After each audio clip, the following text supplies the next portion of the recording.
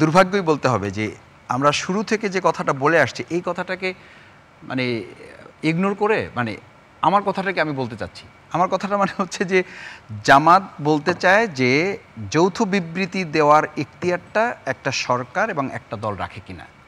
এই কোশ্চেনটা তো জামাত করতে পারে, এটা তো জনগণের সম্পদ। তো এটা একটা ডেট ঘোষণা হবে, এটা রাজনৈতিক দলের সাথে আলোচনা না করে ওখানেই ডেট হোক, ডেটটা ওইটাই হোক। ওইটা দেশে এসে উনি 30টা দলের সাথে 1 ঘন্টা চা খেত, জি উনি দেশে এসে এই কথাটা বলতো। This is question. এই কোশ্চেনটুকুর জবাব কিন্তু আমরা পাই না। আমাদের বলা হয় ডেট তো জামাত এটা ফেব্রুয়ারি বলছে, অসুবিধা কি? এইটা তো অসুবিধা না, বসতেই তো পারে। তো আমির জামাতের সাথে তো বসছেন, এটা তো আমরা বলি নাই যে এটা বসছে কেন। আমি তো বলছি যে এটা জনগণের রিয়াকশনটাকে আমরা জাস্ট অ্যাড্রেস করেছি, এটা শুধু আমাদের রিয়াকশন না।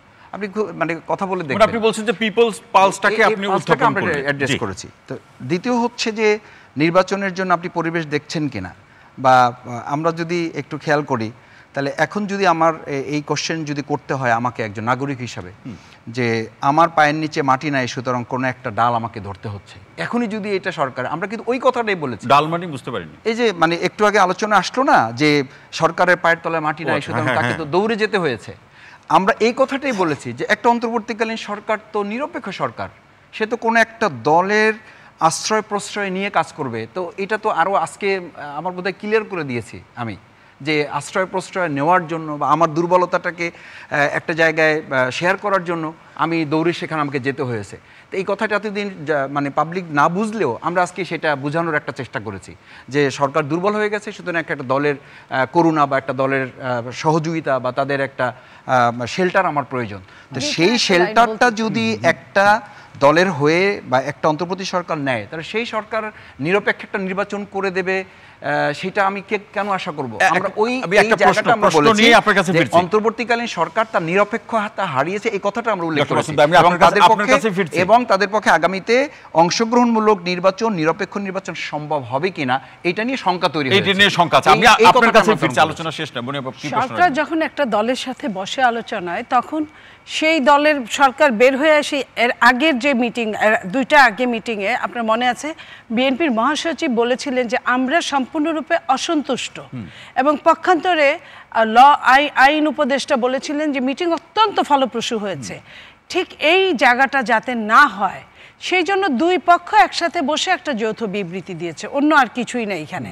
দুই পক্ষ যাতে আমাদের জন্য এটা ভালো হয়েছে, সরকারের জন্য ভালো হয়েছে, যে এর বাইরে যেন সরকার বা আমরাও কোনো কথা না বলি।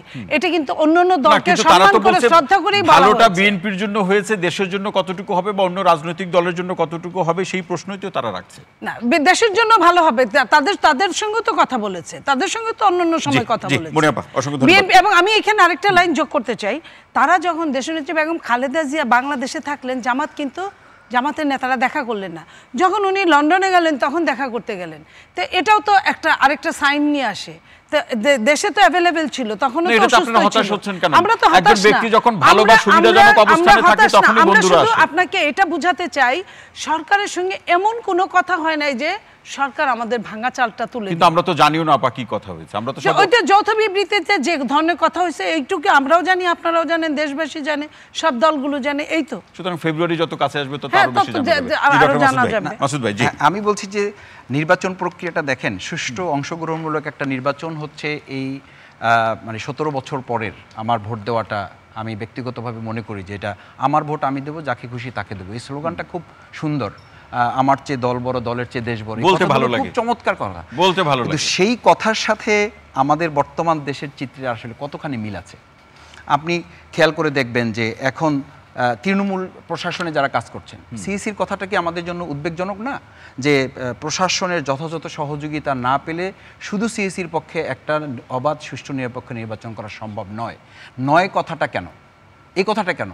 আমরা তো সিইসির কাছে শুনতে চাই যে সরকারের সহযোগিতা নিয়ে আমরা একটা সুষ্ঠু অবাধ নিরপেক্ষ নির্বাচন উপহার দেব, কিন্তু তার বিপরীতে আমরা শুনতে পাচ্ছি যে নয় মানে সামথিং হ্যাপেন্ড। আমাকে বুঝতে হবে যে সরকারের যে যে জায়গাগুলোতে নির্বাচন কমিশনের সহযোগিতা পাওয়ার কথা সেই জায়গাগুলোতে তৃণমূলে তাদের তথ্য তাদেরকে বলছে সহযোগিতা তারা পাবে না, যে সহযোগিতা পেলে তাদের অবাধ সুষ্ঠু নিরপেক্ষ নির্বাচন হওয়ার কথা সেই চিত্র তারা দেখছেন না কেন? একজন নাগরিক হিসেবে আমি বলি যে আমার জায়গা থেকে যদি আপনি দেখেন তাহলে আপনিও খেয়াল করবেন যে আজকে বিভিন্ন জায়গায় মব সন্ত্রাস, আমরা বলছি এটা যথাযথ নয়, কিন্তু যথাযথ নয় তাহলে এই যে 8 মাস মানে অতিবাহিত হয়ে যাচ্ছে, 10 মাস পার হয়ে যাচ্ছে আমরা, তখন এসে যারা এই মানে ফেসিবাদের কারিগর তাদেরকে গ্রেপ্তার করতে আমার এত সময় লাগবে কেন?